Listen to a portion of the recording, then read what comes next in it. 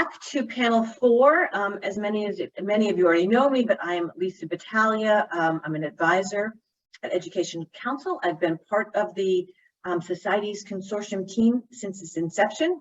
Earlier in my career, I worked at the Office of the General Counsel at the United States Department of Education, and one of my primary responsibilities was drafting the department's original sexual harassment guidance, which seems thousands of years ago. But we are offering this panel because core to the consortium's mission is creating welcoming work and learning communities in STEM for upcoming generations of scientists, particularly those whose gender or whose sexual or gender identity have been historically excluded from STEM and whose needs are not being met in the field.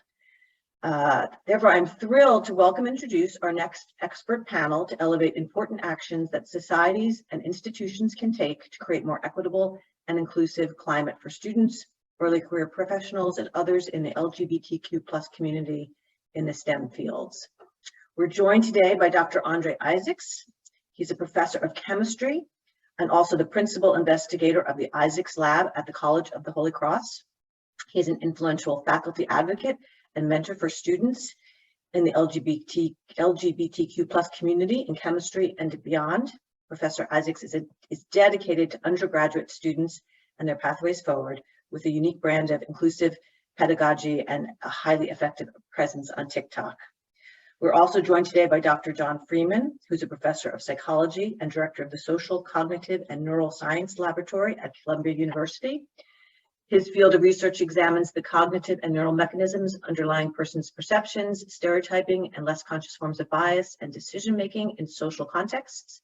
And he's a leader in advocating for systemic transformation of STEM fields to advance equity and inclusion, in particular of the need for official collection of sexual orientation and gender identity representation data with appropriate protections.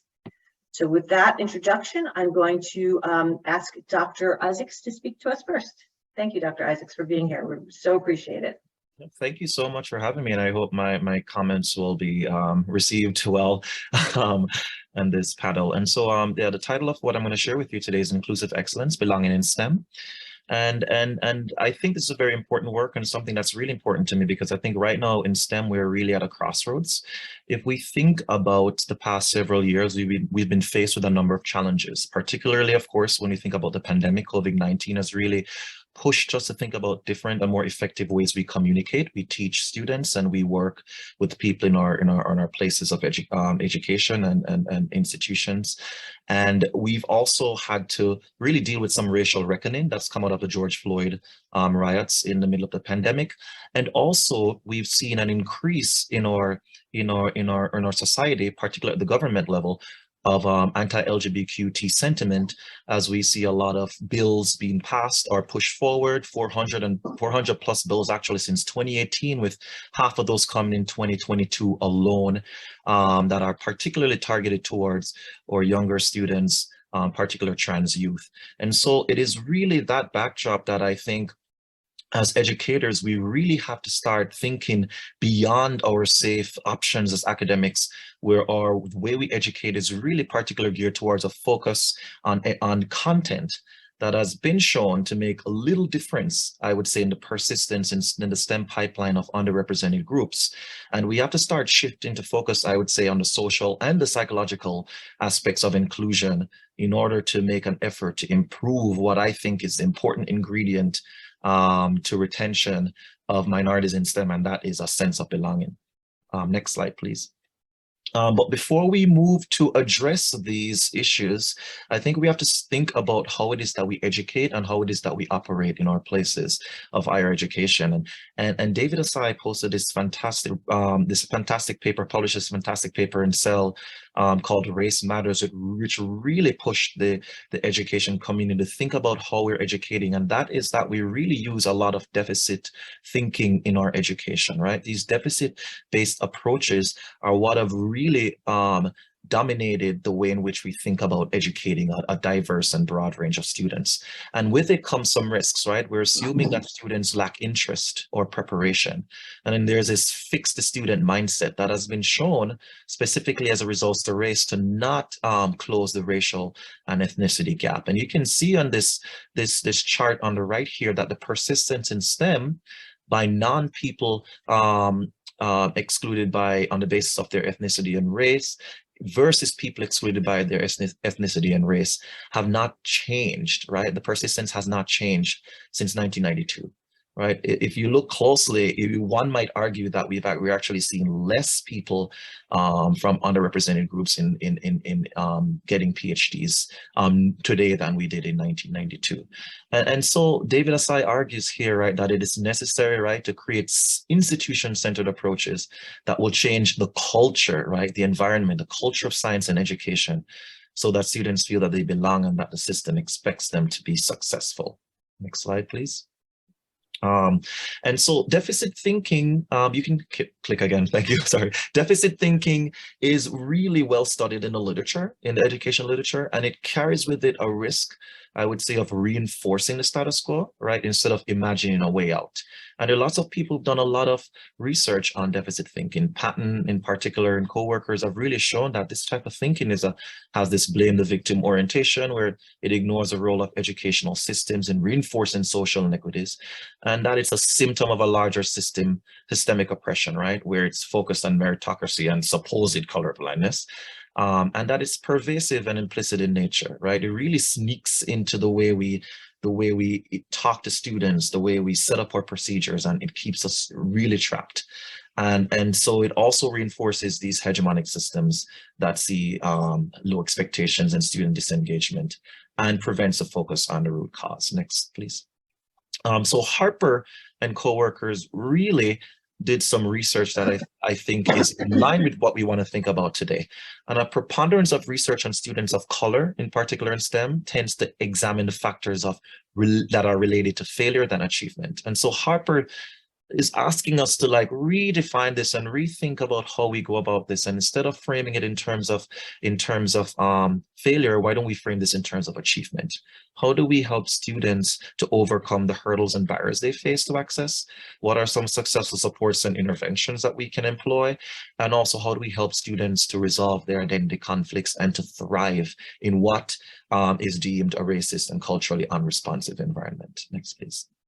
So the question I have, though, is what are we doing, right, to make these environments more inclusive and culturally responsive? It's not enough to help students overcome these hurdles and these barriers and to help people in our institutions do that. It is important for us to do the work to make these places inclusive and to also make them culturally responsive. Next slide. And when we think about that in an academic setting, a lot of us oftentimes get caught up on rigor and content. And you often hear the arguments that, we're lowering our standards if we aren't as rigorous as we used to be. Well, the current model works really well for a lot of students. What's going to happen to them if we take away a little bit of content to include some cultural responsiveness in our classroom? And that's usually the argument you get, right? But I like to remind people, and this is a really beautiful picture I got from a colleague of mine who published this. I like to remind people that we have to think about the greater picture, sacrificing a little bit of content, right, and focusing on making sure classroom environments are ones that are inclusive will bring everyone along, right? As evidenced by this picture, we have a diversity of color, which represents whatever is excluded groups you want to think about along the lines of race, gender, and sexual orientation. And eventually we will get a diversity that will be more in line with what we hope for a future. Next, please. And so the question then is, how far can this focus on inclusive mindset and this cultural responsiveness take us? And I really think this is the key that we have to focus on. And I like to employ that in the work that I do. Next slide. And so I recognize that there are multiple interacting components of inclusive pedagogy. There are these teaching techniques that we're all using, many of us use in our classrooms. We're thinking about course structure, we're thinking about active learning, we're thinking about multiple forms of engagement and assessment.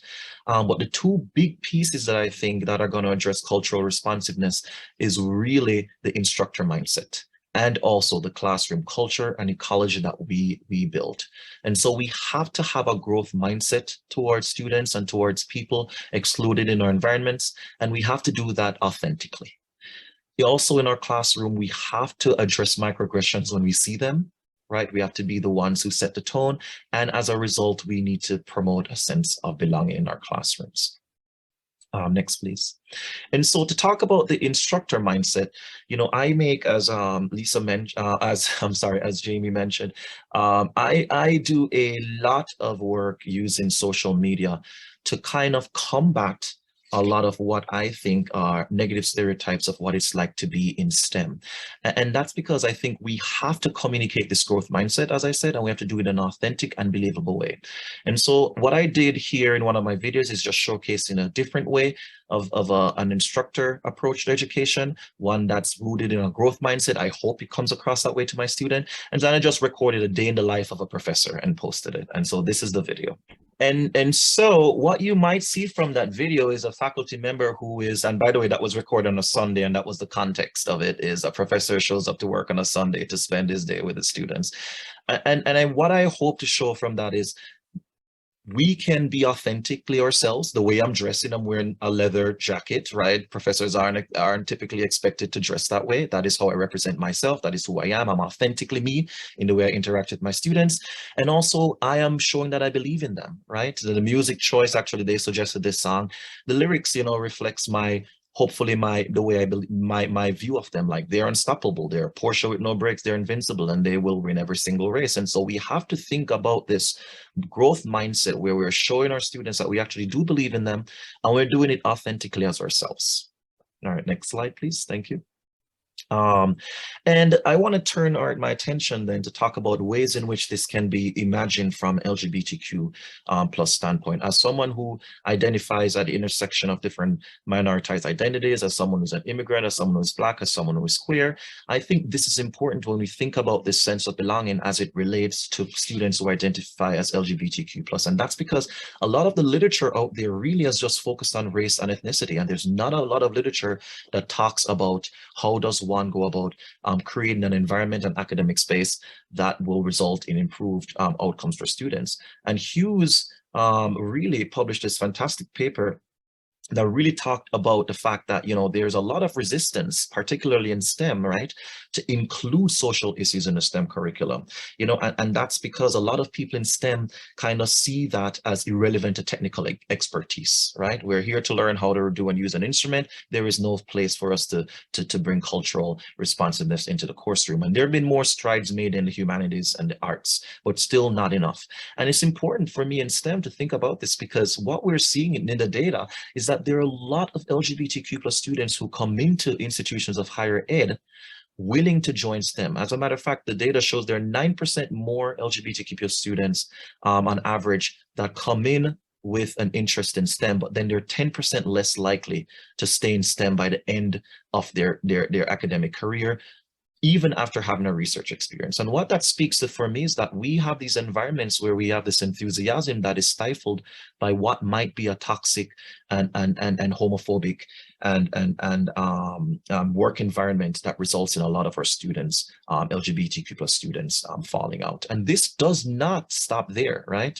I mean, Czech and coworkers have shown that these LGBTQ plus workplace inequalities are pervasive, particularly in these STEM-related federal agencies, right? Where we're seeing that it doesn't even really matter whether the person is in a supervisory role or whether they're a younger LGBTQ folk in these, for example, the FDA, that they are seeing that the same experiences are being reported, that there are systematically more negative workplace experiences across the board, and there is no sign of a swing with incoming youth.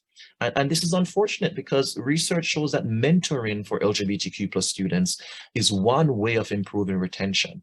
But if faculty members are leaving their jobs because they themselves are feeling like they're not in a supportive environment, then we don't have that support for students that we would have in a perfect world. And so this really points to a cultural problem, and we have to think about ways in which we can improve the outcomes. How are we relating our material, right, to students who are LGBTQ plus? How are we, for example, in chemistry, talking about gender and non-binary identities in the way we talk about light, right? Oftentimes we talk about light as a particle, sometimes we talk about it as a wave, right? If light can be both a particle and a wave, we can talk about people who identify as both male and female or neither, or in our classrooms. And we can find ways to connect identities to the material we teach. All right, next slide, please. And so one video I made once was really showing how we can challenge the impression or or what we think of people in STEM. And so I made this video with my students. It was our annual lab video. We like to make a video every year and so we use a cultural touch point of Bridgerton to make this video. And so by making videos like these that I post online on social media platforms, what I hope to do is to challenge, right, the expectations in STEM environment and to stretch these normative expectations to show that everyone has a place. It doesn't matter how you identify, you have a place in STEM and you can be your true self, irrespective of what work you do. And so that was a one more video I put out. And so I think in wrapping up, I just want to point out two things, and I think I might be going a little bit longer than I planned on. Here, next slide. Don't worry, don't worry. Yeah, in wrapping up, I just want to say that a lot of the work we're doing has been supported by students. You know, I've had panel discussions in the past 2 years with students across identities to talk about what it is that they need to feel as if they belong. And these are three of the really important things we have taken away from this. And, you know, students have this desire to be seen as multidimensional individuals who have assets and potential. They desire to be encouraged and reassured through the learning process by teachers and mentors, and they desire to be included in a supportive community of learners. And this is work that we've been doing through an HHMI Inclusive Excellence Initiative at our institution. And finally, on the next slide, what I'm hoping for is for a world in which our students, no matter how they identify, can feel as if they're part of a community that is celebrated, right? That they are celebrating, their joys are celebrated, their achievements are celebrating. We can do this together, and we can be scientists, right, who are queer, scientists who identify as at the intersection of many identities, and we can have fun in lab as well. And so this is a video that I made of students after we all finished our lab. We all finished early, and we're just having fun. And so this video is an example of what it could look like when we take students and use cultural touch point. We meet students where they're at. We create an inclusive environment, one that requires us to meet students in their journey and also to support them along and to create this community, this sense of belonging that actually will result in an increased number of different types of students in our institution. So that's where I'll end it, and I'll turn it over to John. Thank you so much, Dr. Issacs. And you had it right, it's Lisa. And I appreciate that. I really appreciate you sharing some of your TikTok videos. Dr. Freeman, I'm going to turn it over to you. Well, thank you for having me. And I had not seen those videos before, and that is, I love the message. I love all of that. So thanks, Andre, for sharing that. My talk is going to be probably considerably more boring than what hard to follow, sorry. But we'll see what we can do. So I'm going to build on what Andre was talking about when looking at the data on LGBTQ challenges in STEM, and what can we do about it from a policy standpoint, from a data standpoint, in terms of how we might affect change. Next slide, please.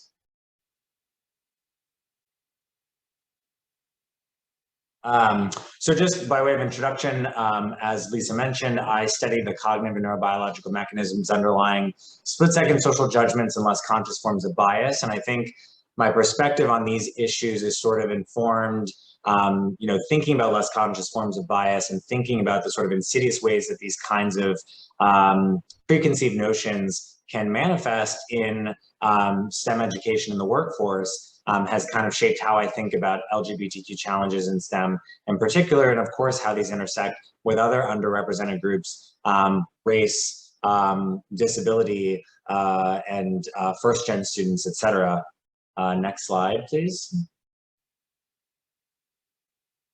So from the outset, we've already mentioned how of course, LGBTQ disparities in STEM, if and where they exist, is a problem and from a sort of a moral imperative that we change this, and a problem in terms of the welfare of LGBTQ students and scientists and scholars. Also, of course, this is going to hurt scientific progress, right? And so we have, from the perspective of sort of American science and technology, that the enterprise of it and increasing, the productivity of ensuring that we are making all the advances and progress that we can, any kinds of disparities that are faced by certain groups or any sort of hindrance of the participation of certain groups is of course going to be a problem for all of society, right? And so I think everyone from this audience probably gets that, but just to make that clear, right, some of the major scientific advances have been pioneered by LGBTQ scientists for decades, and it's important that if there are disparities and challenges systematically, that we can find ways to reduce, if not eliminate those. Next slide, please. So in terms of what data exists, seems to be on a loop. Okay.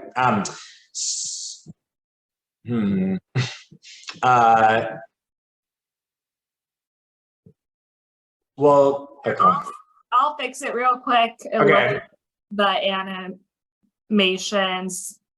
Yeah, no problem. I'll just go to talk about what you're going to be seeing in the slides soon. But there hasn't been, as Andre mentioned, a lot of studies on LGBTQ disparities in STEM, certainly compared to other kinds of underrepresented groups where there have been hundreds of studies looking, and rightfully so, on how this plays out with race and ethnicity, gender, etc. And this is a product of, I think, one, that STEM education researchers have long recognized that these are important issues, and perhaps less so have not kind of thought about how LGBTQ disparities might also be playing a role.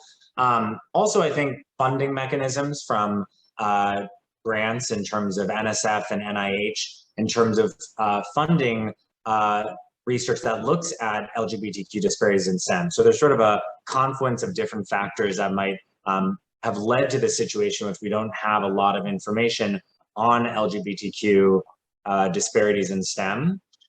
It's also the case that what I'm really going to be talking about is that there's really a lack of sex orientation and gender identity demographic data on the STEM workforce in any kind of large-scale way that really prevents the kinds of pathways analyses and the kinds of things that we'd want to see in terms of that STEM education researchers could really use to make headway in understanding these issues. So how are the slides doing? Okay, great. Perfect. I think just one slide before this one.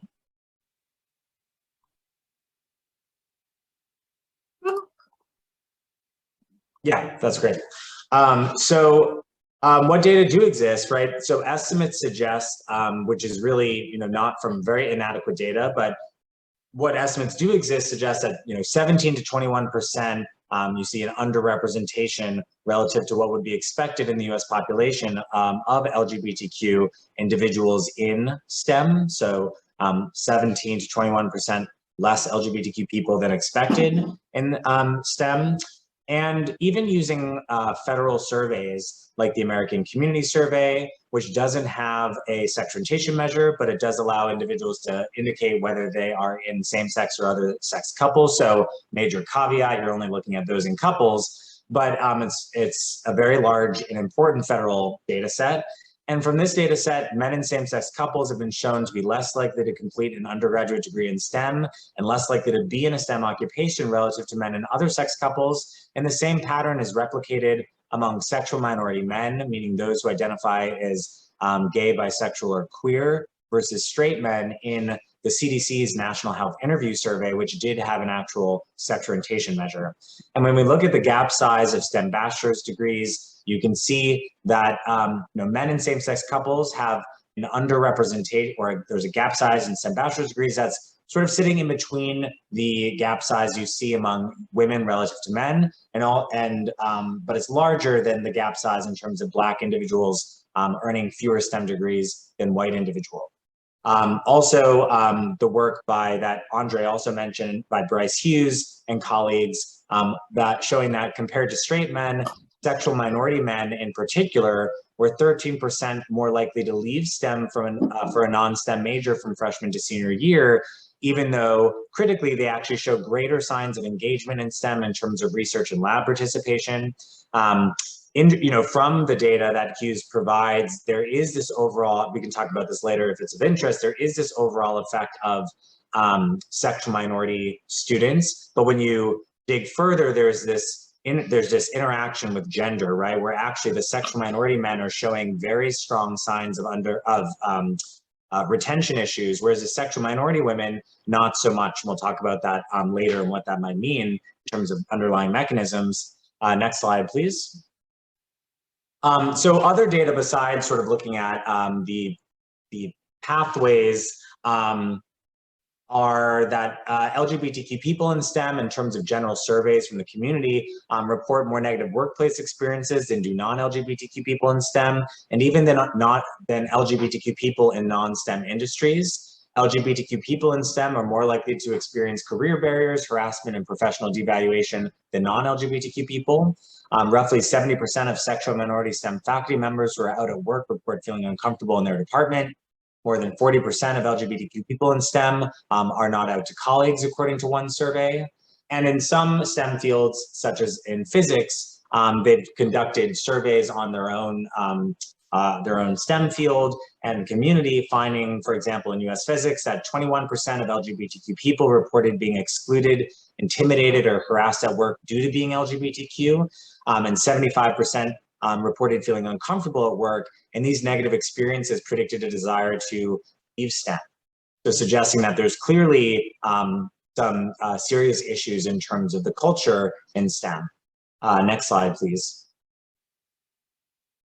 So these, looking at these kinds of data, as well as my own personal experiences, and from once I got tenure, hearing from junior faculty, from some undergrads, from graduate students, et cetera, postdocs, on really the different kinds of challenges faced by individuals who identify as LGBTQ, in tandem with, at the same time, an idea that Andre also touched on, that there is no place for LGBTQ identity in STEM, right? STEM is about objective, data-driven, emotionless science. And compared to even other industries, right, that sex orientation and gender identity have no place. They're excessively private, and there's not really a place for those to be expressed in science. And I think this kind of logic, in tandem with the disparities we're seeing, creates an especially difficult and challenging environment. And so this was among a number of different reasons of why I wrote this piece in Nature, to try to raise awareness, and also suggest that we need to think about this also from a policy and data standpoint in terms of mainstream diversity initiatives, including LGBTQ identity, providing support for these kinds of identities, which will also in turn create a cycle of increasing visibility and create a lot of change. Next slide, please. So in terms of synthesizing the data, I wrote a review a couple years ago, trying to synthesize the available data, what few studies exist, and in the context of the STEM education literature. And what this led me to is sort of three potential mechanisms that might explain some of these disparities and retention issues that we're seeing. One is, of course, anti-LGBTQ bias and discrimination. There's still plenty of that going on in the United States generally in terms of the general workforce, and it's certainly plausible that these could be having effects in the STEM workforce as well. STEM stereotypes in terms of beliefs and expectations that the ideal scientist is masculine, heterosexual, and cisgender. There is, of course, considerable research on this topic in terms of women in STEM, racial and ethnic minorities in STEM.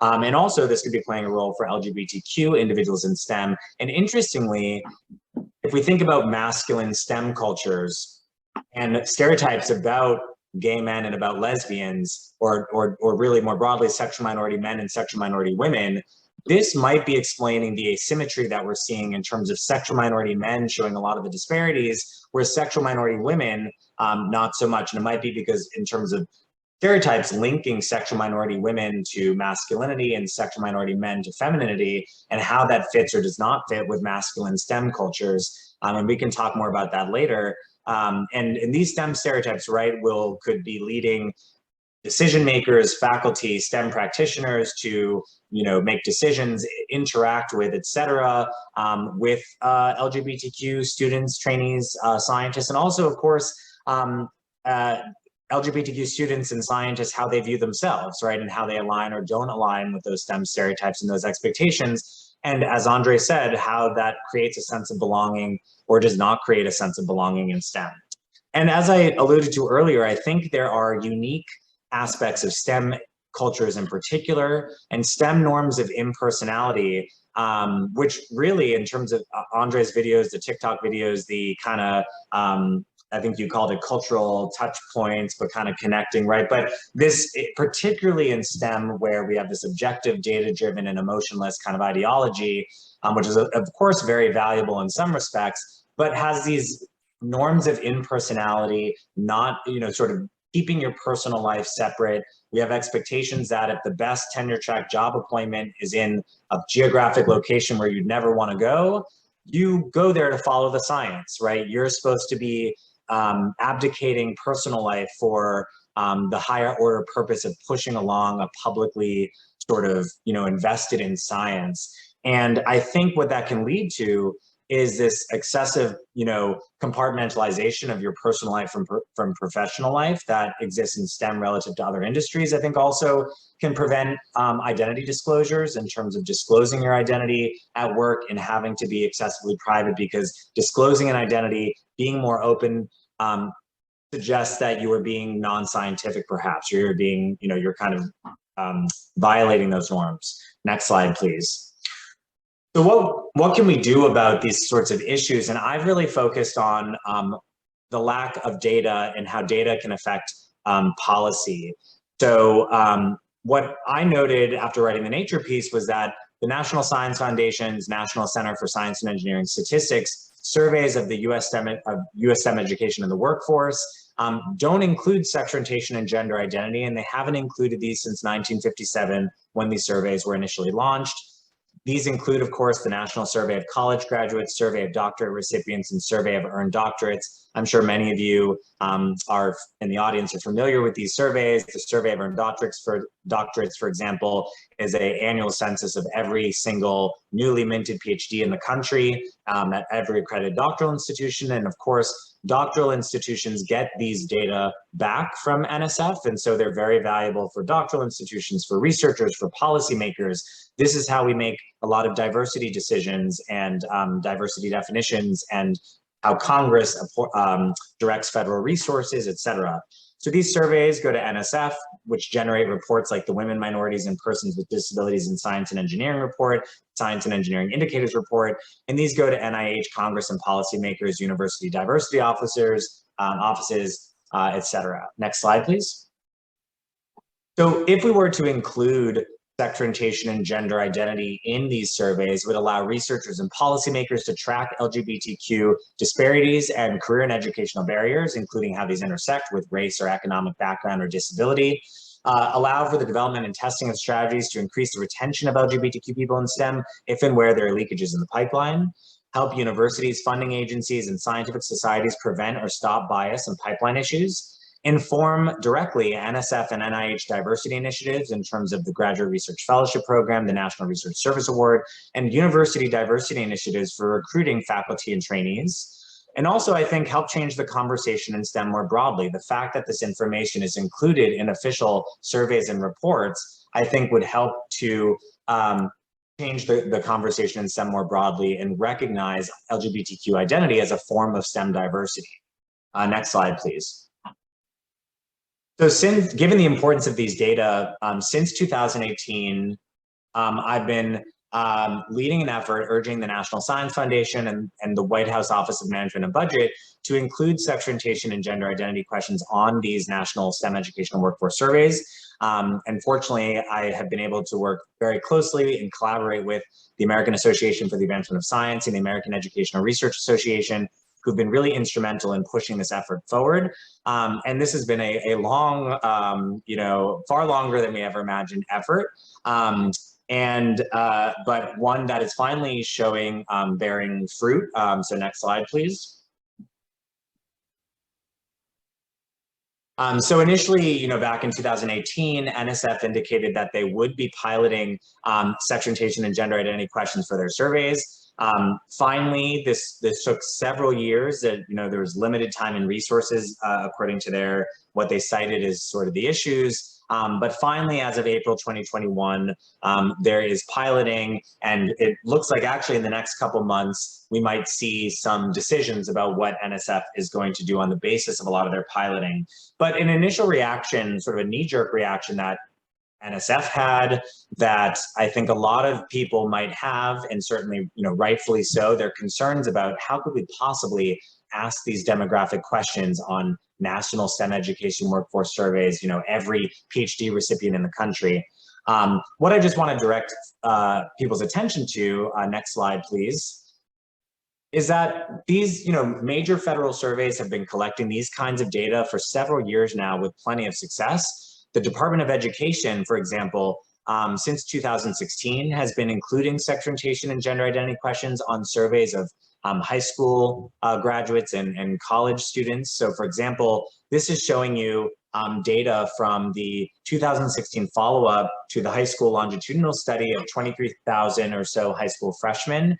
And what you're seeing are different ways that federal statistical agencies use to index, are respondents feeling like these questions are uncomfortable, they don't want to answer these questions. So break-off rates, meaning a respondent sees the question, they decide to exit the survey. Non-response rates, meaning they see the question and they decide to skip the question because presumably they're uncomfortable, they don't want to answer that question.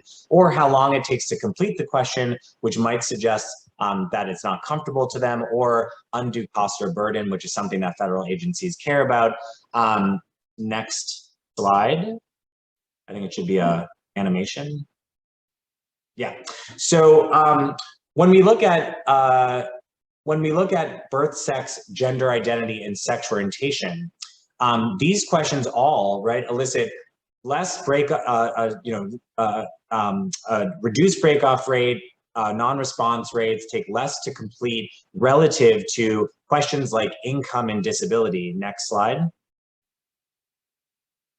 Income and that was fine. Income and disability, which have long been asked on these surveys, right? So the point is, when we ask about sex orientation and gender identity or assigned sex at birth on federal surveys, there's no evidence that these are making respondents feel uncomfortable or these are overly sensitive, because long asked questions like income and disability, if anything, are raising more issues for respondents than assigned sex at birth, gender identity, and sex orientation.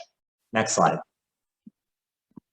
So as I mentioned, NSF has finally begun piloting these questions. Just to give you a sort of one example. Next slide, please.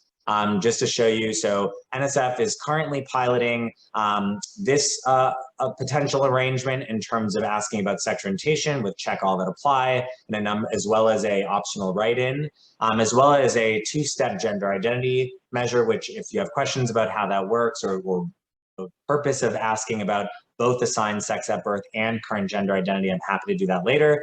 Check all that apply with an option gender identity. So very pleased that NSF is considering a very inclusive set of demographic questions like this. Next slide, please. And just to highlight, this is important as we move forward in terms of, I think, getting data so we can affect policy and understand if and where there are the disparities, how we can actually move forward. But just and from an urgency standpoint, and something that is really, frequently see on Twitter, hear from students, is that there's a lot of, particularly because of the current gender questions, right? So this is a recent PhD graduate who's now a postdoc who said that honestly cannot believe that these are the only options in a mandatory NSF survey I just had to take, no less, when they have an entire Office of Diversity and Inclusion. We need our scientific institutions to do better than this. And as you're seeing, it's a binary sex question, which doesn't even really distinguish between, are they asking about assigned sex at birth or current gender identity, or what are they really asking?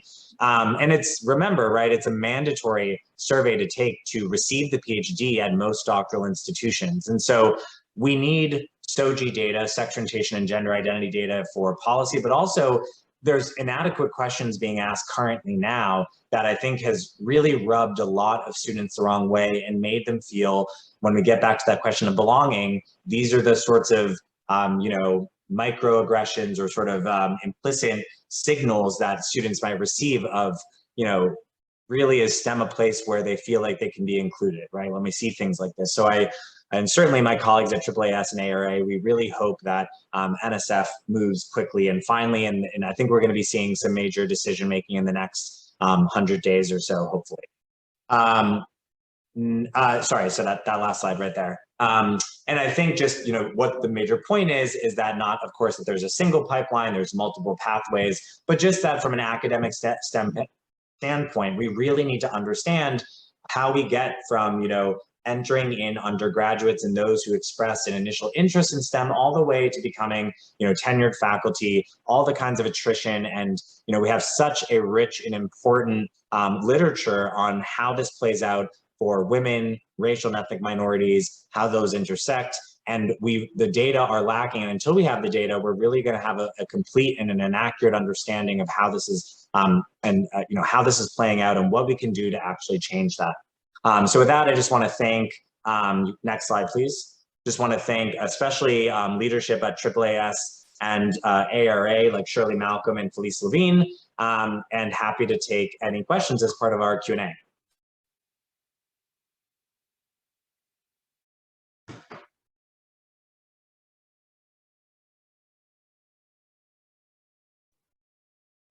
Lisa, you're muted. Thought I unmuted.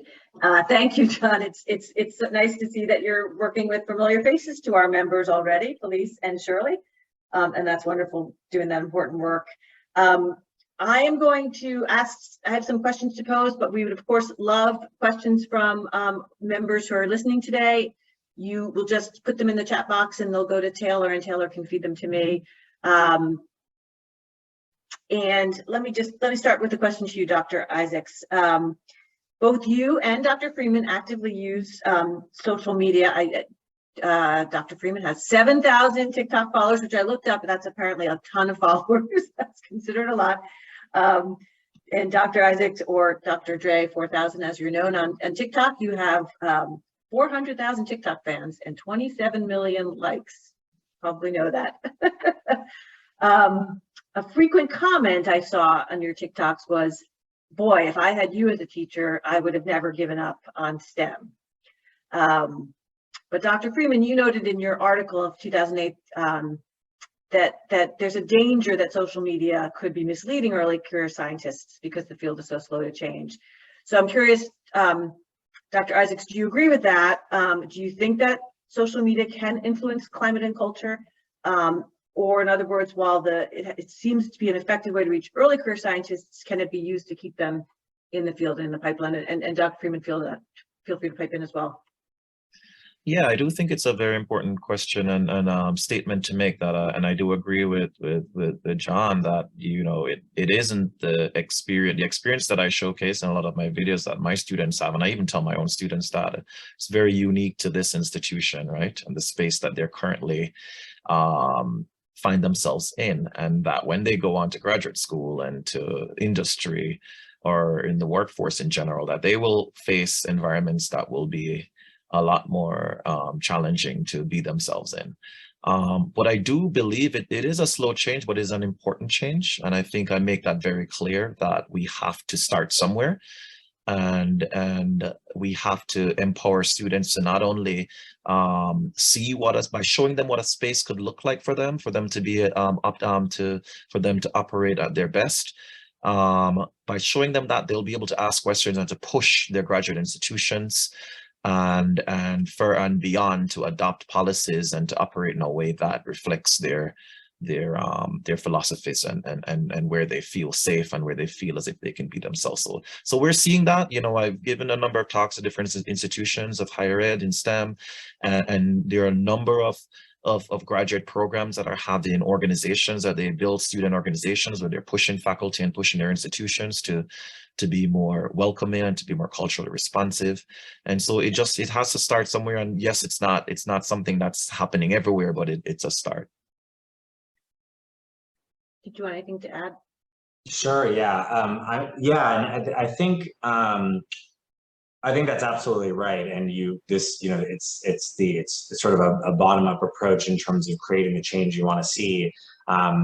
What I sometimes get concerned about is the sort of a different issue of, I just talked to a lot of trainees and who really are kind of acculturated in Twitter and see kind of science as, the decision makers of science, and they kind of encode what they're seeing on Twitter is what they're going to encounter when they're up for a tenure track job appointment.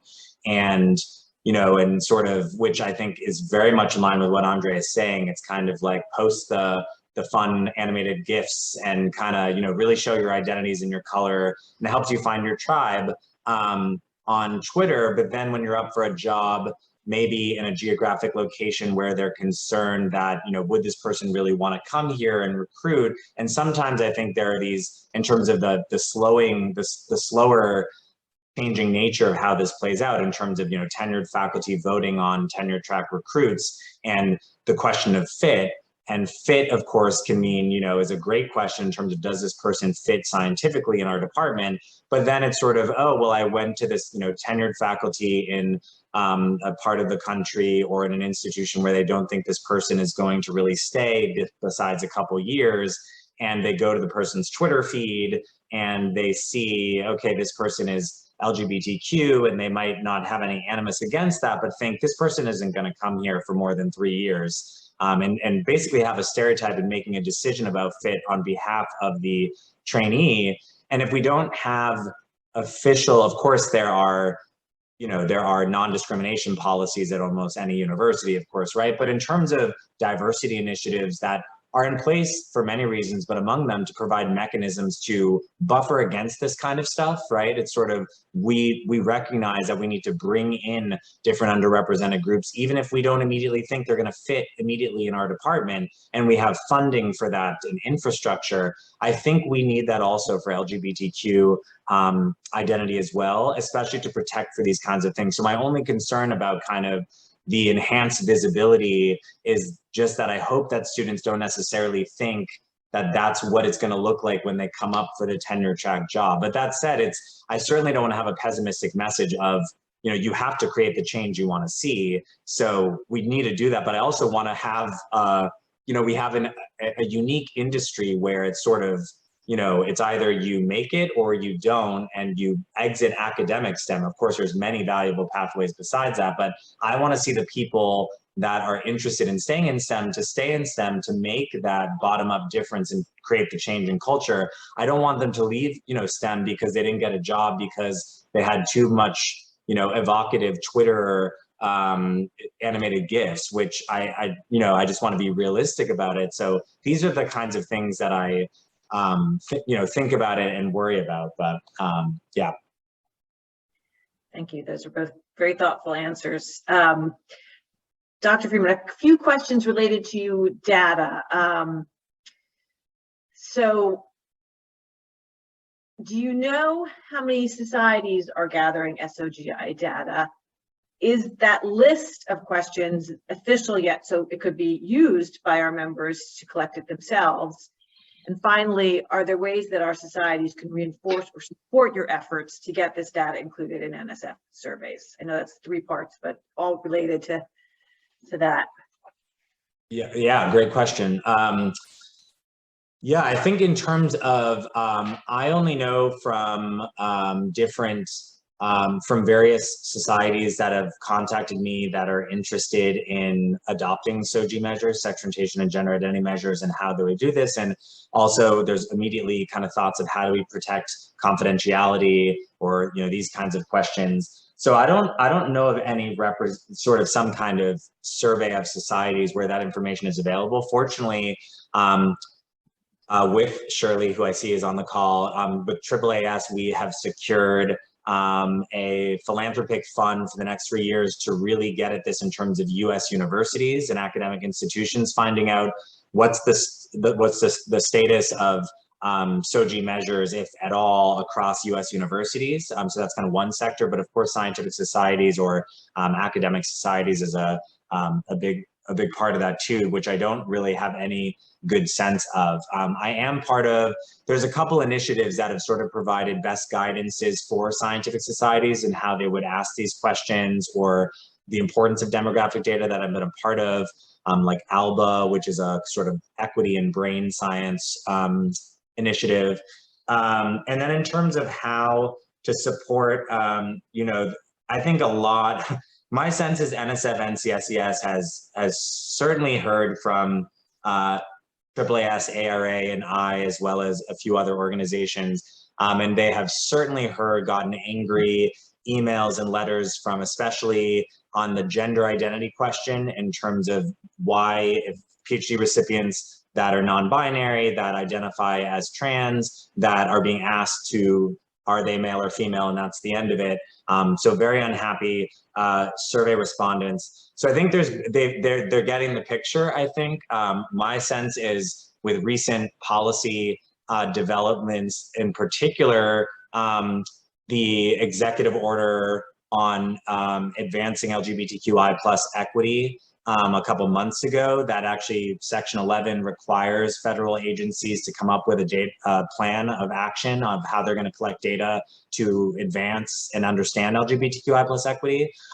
I think now there's a lot of movement, and my sense is that NSF NCSES sees the value of this, but needs a bit of needs sort of a top down or someone else to kind of lead the way, maybe, in terms of, or if you want to think about that as cover, or they just want some other kind of, you know, before we're pulling the trigger. And also there have been questions of, you know, with the survey of earned doctorates, real questions about, there's a large visa, you know, large number of visa holders who are international that might not have English language speaking. So they have questions about, you know, is everyone in the survey of earned doctorates going to comprehend these questions? And the data do go back in an identifiable way to doctoral institutions. Does that raise additional privacy and confidentiality questions? So there are, I think, real things that they have, you know, and they have been doing the piloting.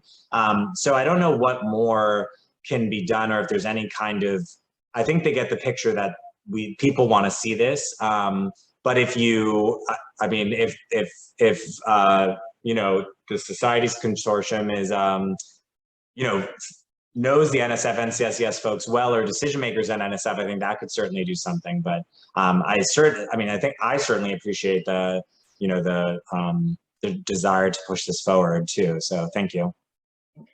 Shirley, did you have a question? Muted. I actually want to just make a quick statement. Andre, I had known you, and it's really good to meet you. John, I have known, and I just want to commend John. John's talking about us. I want to commend John for the way he has dived into the policy space with me and Felice and Joanne, because this stuff is really complicated about how things get added to surveys, and who, all the hoops you have to jump through, and who has to see it and when, and all these Inappropriate deadlines. protections, you know. Yep. Yeah, but I just want to commend him for really hanging with us and this issue, because it really is important. You know, I do want to say that in the case of AAAS, it's been easy for us to advocate, because we have actually had resolutions that relate to these issues that date to 1975. So it's not like we had to ask permission to enter this space and talk about these concerns, to push for the need for more information.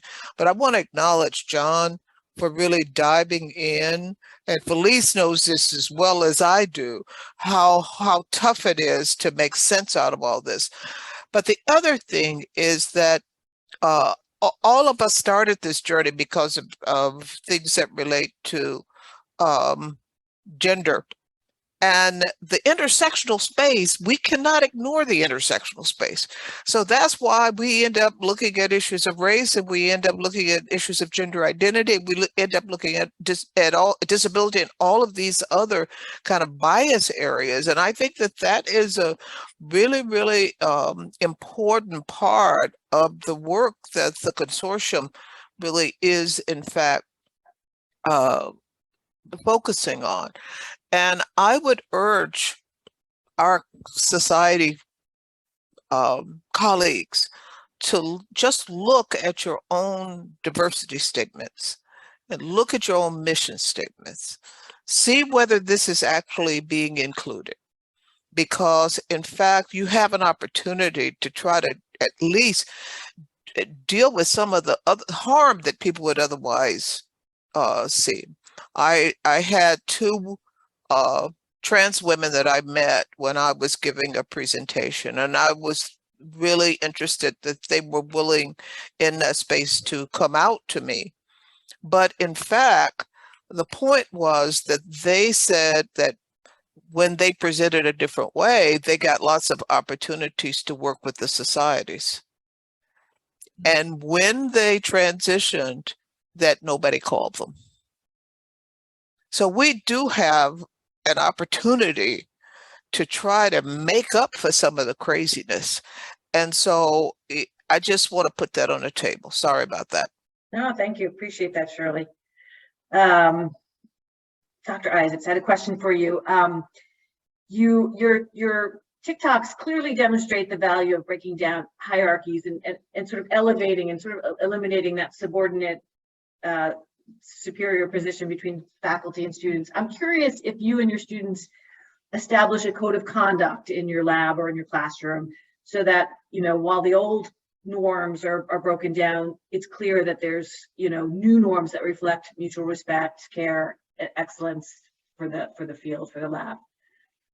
Yeah, so that's a good question. I mean, in my classroom, in my lab, we have an agreement that we all sign at the beginning of class. We have a document that everyone has to read, and everyone has to sign that document about respect, about conduct, about how we are expected to exist in that space and what we expect from that space. And that's a document I have them sign on every single semester. And I think that is what we use to determine how we interact with each other, how we go about asking, airing our grievances.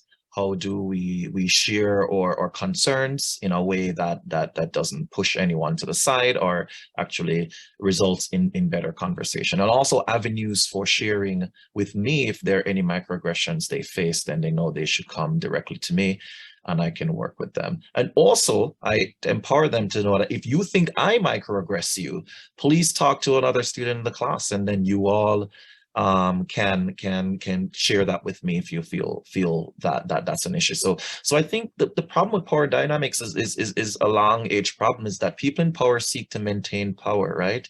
And so I think if we all make it very clear to our students that this is a collaborative space, which is something that I tell them, where it is not you and you against the material and I, but it's you and I against the material, is kind of how I like to frame it. Then this is a collaborative space, right? One in which we're going to be working together as colleagues. I will bring the knowledge, and you will bring the TikTok dances or whatever it is that you want to bring to this space. We'll make room for it. And so I think if you do that, then there are no issues to worry about in terms of conduct, in terms of people disrespecting the space, because you've already established that. But it's important you've established it. You've made a place for people to let you know if there's problems, and yeah, follow through. Important points.